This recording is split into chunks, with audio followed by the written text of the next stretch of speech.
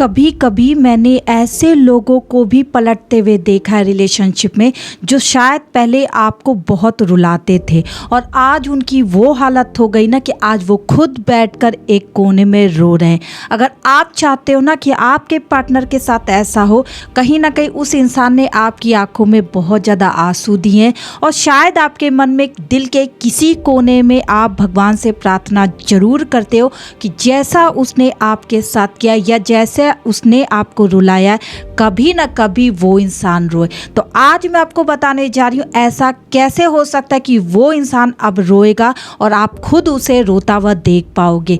Thank you everyone, मैं उषद आपकी love coach, always आपके साथ। आप मुझे इंस्टाग्राम पर भी फॉलो कर सकते और अगर वीडियो आपकी बहुत ज़्यादा हेल्प करी तो अगर आप चाहते हो मुझे सपोर्ट करना तो इस वीडियो को आप अपने सारे दोस्तों के साथ शेयर करें ताकि आप जैसे बिखरे हुए लोगों की मदद हो जाए।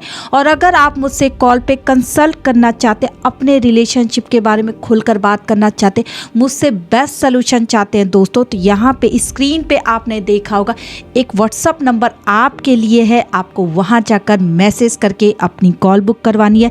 उसकी कुछ पेमेंट है वो आपको पे करना है, उसके बाद आप मुझसे डायरेक्ट कॉल पर कंसल्ट कर सकते हो। तो चलिए आज हम वीडियो में इस टॉपिक पे बात करने वाले हैं कि कैसे उस इंसान को हम रुला सकते हैं जो हर वक्त कोई मौका नहीं छोड़ता है आपको रुलाने के लिए। जानती हो दोस्तों, आपका दिल बहुत नाजुक है। आप छोटी छोटी बात पे आपके आंखों में आंसू आ जाता है, क्योंकि जो इमोशनल होता है ना वही रोता है। जो प्रैक्टिकल होता है या जो बहुत अपने को दिखाता है ना कि वो बहुत ज़्यादा ताकतवर है, वो कुछ दिन तक नहीं रोता है, लेकिन जब रोता है ना तो दिल फाड़ कर रोता है। उसके मुंह से आवाज़ निकलती है। जब आप रोते हैं तो आप सुबक सुबक कर रोते होगे, एक कोने में बैठ कर रोते होगे, लोगों से छिप कर रोते हो।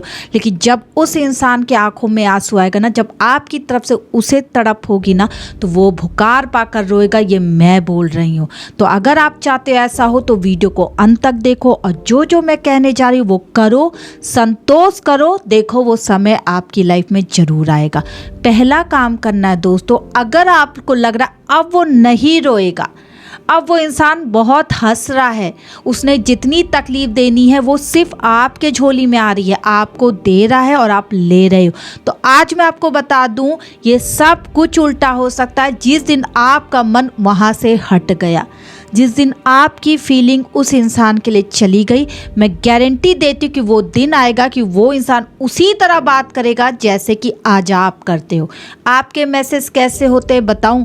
प्लीज़ क्या कर रही हो, क्या कर रहे हो, कहाँ पर हो, प्लीज़ 2 मिनट बात कर लो, फ्री हो तो बात कर लो, कॉल उठा लो, कभी मिल सकते हो, प्लीज़ बात करो मिलकर, मुझे टाइम नहीं देते हो, मुझे टाइम नहीं देती हो, क्या हो गया, मुझसे क्या गलती हो गई है। ऐसी बातें आज आप लिख रहे हो ना, कल वो लिख सकता है।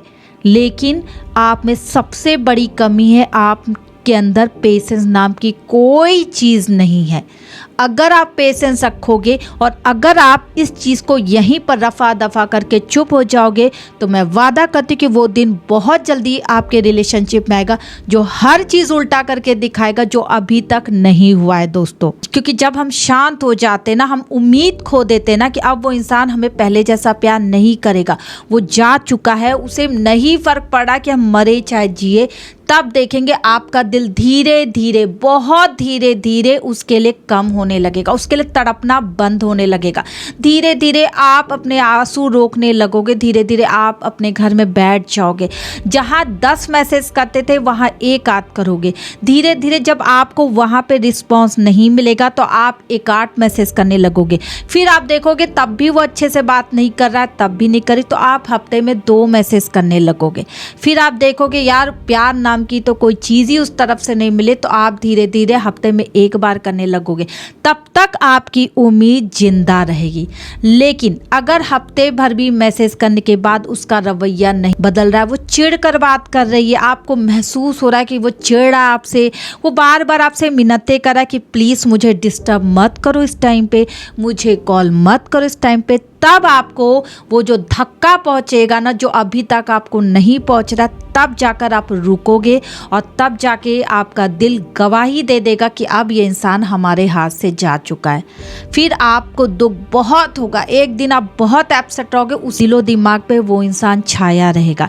लेकिन 2-4 दिन बाद आप ठहर जाओगे, आप धीरे धीरे अपने घर में मन लगाने लगोगे, आप हंसने लगोगे, भले झूठी हंसी सही। आप धीरे धीरे घर में बात करने लगोगे, अपने लोगों के साथ घुलने मिलने लगोगे।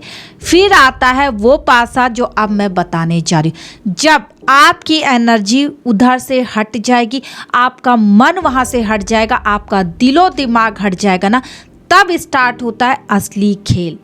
जब उसे लगेगा कि अब आपकी तरफ से मैसेज कॉल बंद हो चुके हैं, वो खुशी खुशी अपनी लाइफ जिएगा, उसे अच्छा लगेगा कि आपने उसका पीछा करना छोड़ दिया है, सब कुछ ख़त्म हो जाएगा। उसको लगेगा अब वो बहुत सुकून भरी लाइफ जिएगा, क्योंकि आप उसकी लाइफ से चले गए जो बहुत बड़ा कांटा थे, राइट। अब उसे कुछ दिन बड़ा मजा आएगा, घूमेंगे फिरेंगे, एंजॉय करेंगे, अपने दोस्तों से बात करेंगे, आपके बारे में बुराइयां चलेगी, चुगलीबाजी होगी, सब कुछ होगा। 1 महीना 1.5 महीना आपको कोई रिजल्ट नहीं मिलेगा, कुछ भी नहीं। फिर वो नॉर्मली फ्रेंडशिप के जोन में वापस आएंगे, आपसे धीरे धीरे बात करने लगेंगे, एकदम फ्रेंड की तरह वो आपसे बात करेंगे, आप भी करोगे। लेकिन जहाँ वो मिलने की बात कहेंगे, आप मना करोगे ना दोस्तों, वहाँ पे उसका दिल टूटेगा, ये मैं जानती हूँ। वहाँ उसका दिल टूटेगा, धक्क से रह जाएगा कि जो लड़का कल हमसे मिलने के लिए तड़प रहा है, वो आज मना कैसे कर सकता है।